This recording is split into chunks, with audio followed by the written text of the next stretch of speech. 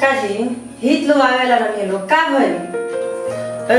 अपन अगुआ बड़े नु राजेश बाबू तो उनका से बात भइल लबे तनी देर पहिले तो कहले हम कि वो लोग निकल गइल बा तनी देर में पहुंच ही रहा लो अब अइबे करी लो अग्नि तैयार बिया। हां वो तैयार बिया तन जाई रो नीचे देखी आई लोग की ना। अच्छा ठीक बा हम जा तनी नीचे देखे तू ऊपर का तैयारी देखा ठीक बा ठीक बा। सुनी ना राजेश बाबू नहीं हमका वहाँ दिवाली के सर सफाई में लगल बानी ना पाए बुझाता। अच्छा तू एक काम करो मिठाई उठाई तनी सजा के रखो नाश्ता पानी खातिर आ हम आवत तनी नीचे देख के ठीक बा बटे जाई हम सब ठीक बा चल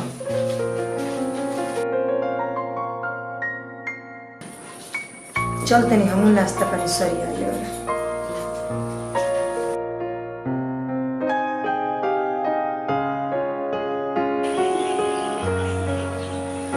ई साला लड़का अभी लेना आए पता ना कौन दाढ़ी बनवावत आई। जय दिन लड़के नु आ जाई। लड़का तो हमरे ह लेकिन एक नंबर के बकचोद ह। बतावा लड़की के द्वार पर आ गइल बनी सन उ तो अच्छा भइल ह जे केहू देखल ह ना। कहाँ जाने लड़का कबले आई तो ही ओकरा के बिगाड़ के रखले बाड़ू। ए खिसियाई मत होगा दे आ गई।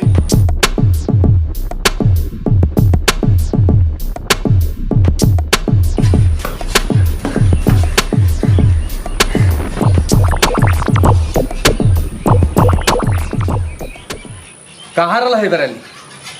ए बाबूजी दाढ़ी बनवाओ तो रनिया देखबो गलिए चिको लागता। हट बुझाता जे एक दिन के पहले के बनवावल हटे दाढ़ी कौन सार हजाम बनवल सब। हां बाबूजी निमो नहीं बनले का हो चातानी फेर से बनवावे।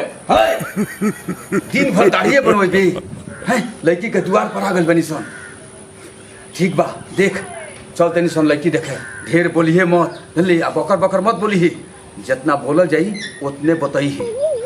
हे बाबूजी हम ढेर बोले नहीं का हूं ना बाबू तू ढेर ना बोले लो लेकिन लड़की देखे चलते निशन ओइजा गंभीर बन के रहियो।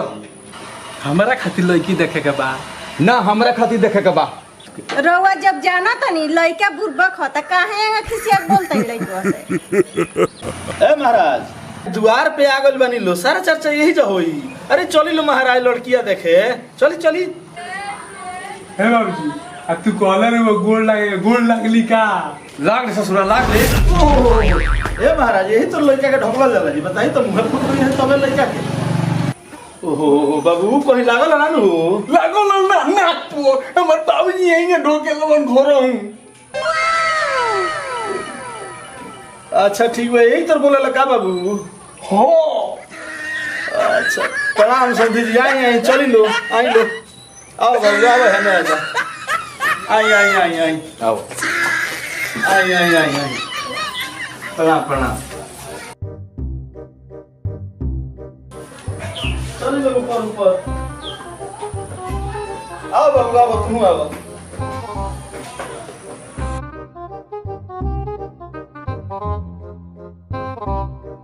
आई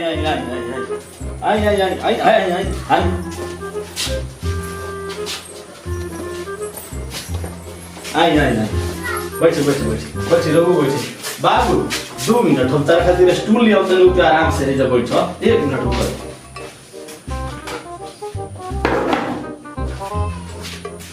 वाह बैठा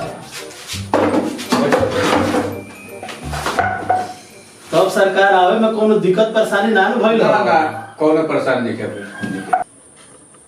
हमनी के ओइला से रउआ कोनो दिक्कत नहीं खे ना बाबू तोहरे तो इंतजार में है तो सवेरे से 12 बज गए काहे तरह ओइला से दिक्कत हुई हो मन खुश हो गइल बाटे। अच्छा अरे दादा तू न कहत लो कुछ ना बोली हैं बोल तो दहलस का रे ना सुधरबे। आए अरे डांटत काहे बानी लइका के अरे राउरे नु लइका हो जवन बुद्धि देल बानी तोने नु बोली ई का बुद्धि की है इनके लगो तो बुद्धि नहीं है कोई डांटो तो रहले। अच्छा बाबू हार थाक गइल हो खलो रउलो हम नाश्ता पानी के तनी व्यवस्था करके आवत तनी बोली आओ मौसा बड़ा भूख लागल बा दौड़ के आई बानी। बाबू हम मौसा ना है हमरे के मामा कह तू हम आओ तनी नाश्ता पानी लेके।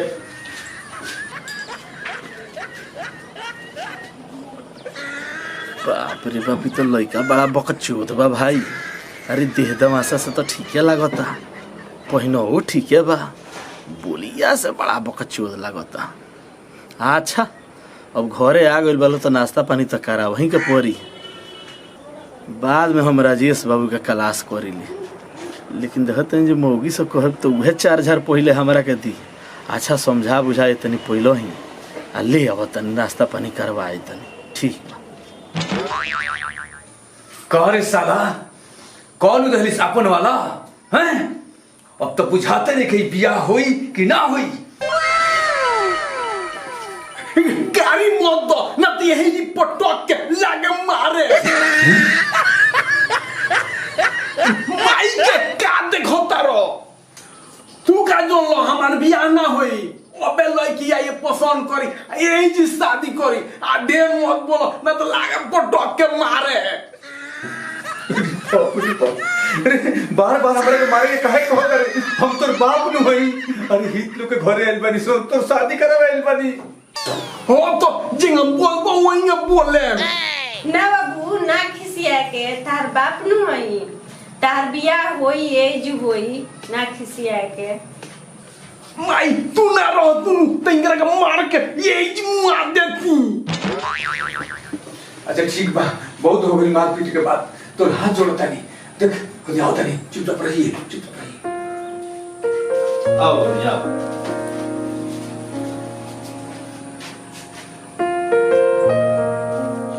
ये महाराज, हई नाव का जमाना में हेतना घूंघट कहाँ निकला था? अरे तनी घूंघट हटाई लोगी, देखल जाओ कैसा लड़की बिया। अरे तनी रुकी महाराज, लड़किया के बैठा दे तनी, आराम से रुको, देख ली तनी कुर्सिया हो, घींचो हो तनी बबनी को बैठावे है ना, घींचो कुर्सिया।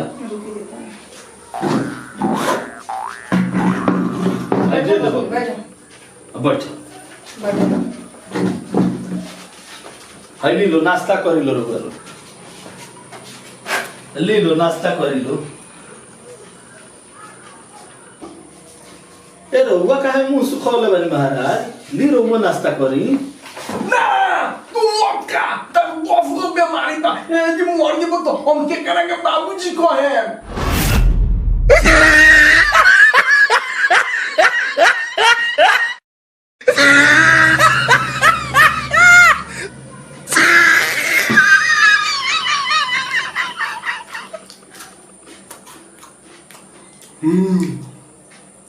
Aku nggak tahu tahu dia muat dek sini.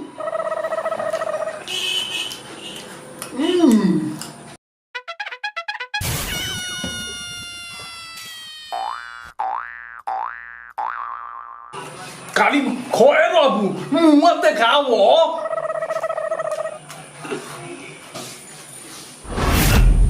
ला देख ला तारा से निमन बनी ओ ब्रश चिल्लात ला घूंघट उठावा तारा से निमन बनी कबो कबो ऊपर से बिस्कुट खाता रहा कोनो बुद्धि होले तो बाने ये लइका सन के आदत होला।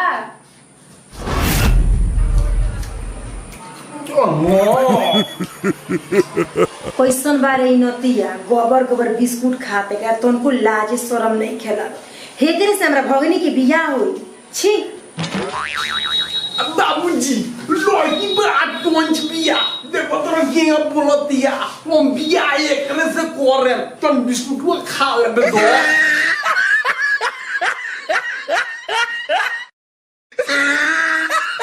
ए बाबूनी, एकरा तू पसंद तो बाड़ू, लेकिन तहरा हमार लड़का पसंद बानू। हमरा ना लइका पसंद नहीं के, ऐसे नहीं पागल लइका से बियाह करे। ई पागला तरह के बड़ा मानी। अब बुझा दे तू मार खइबो, चुपचाप नाश्ता कर लो आ जा लो। हमरा भगनी से शादी करियन, इतना सुंदर परी जैसन हमर भगिनी, अपन मुंह ना देख लो बकलोल कहीं के। आई बड़ा हमरा भगनी से शादी कर, जाना तो कुछ चाहत रहा का। ए मामी मारे के बाद तो मारो, मार दो बाकी हम इंग्लिश में बिया करे। बाबू तहार बियाह होई, एगो काम करो, तू बहरिया चल जंग आ थोड़ी देर आराम करो, ताले तारा बाबू से हम फरिया लेतनी कि के तोर का बियाह में लेन देन होई, ठीक बा? ठीक बा। आ तार बियाह हम तय कर दे, हम जाता चलो बहरिया चलो। काजी कितना बड़का रउआ बेइज्जता बानी जी। इतना बेइज्जतियां भइला के बाद अभी रउआ बैठले बानी जा।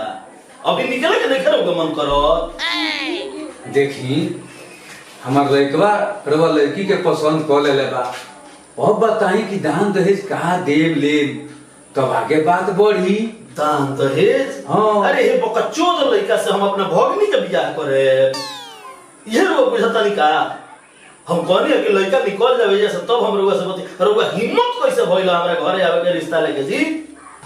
अब का भकुआ के ताकता रहो जोई गो कि निकाली चपाला बा। ए सब तो हमनी के माही को होता। चले ना तो बात कर रही। चल चल निकल। अच्छा भइल है दो गोलन की बियाह ना सेट भइल भाई। हम जानती हो ऐसा रिश्ता भेले बड़े राजेश तो उन पर हल्का कहियो ना मनती। अच्छा शाम के हमारा वो भेटास बाजार पे, अच्छा है कोई भेटास उनका को हम देख देता नहीं। हमरा से बिना पूछले अब हमार शादी तय मत करे। हम इंटरव्यू देले बानी, हमार नौकरी लाग जी ओकरे बादे हम बियाह करेम। अब ठीक कहत रे बाबा, अब तो नौकरी लाग जाई ओकरा बादे कोनो बढ़िया लड़का देख के बियाह कर ली ना हो। हां ठीक कहत है। चलो जौन खानवा बनल रहो ओकरी खातिर तो हमनी के घर परिवार मिल के खाई ना। चले चलो चलो चलो। भोजपुरी भाई लोगन का नमस्कार। अगर हमार वीडियो अच्छा लगे तो एकरा के लाइक करी और कमेंट करी, और जे भी लोग सब्सक्राइब ना कैले होखे ओकरा के सब्सक्राइब करी। हाँ याद रहो भाई, शेयर कोई नहीं भुलाए के, खूब वीडियो के दबा के शेयर करी लो। आ भोला भोजपुरी के खूब सारा प्यार दी।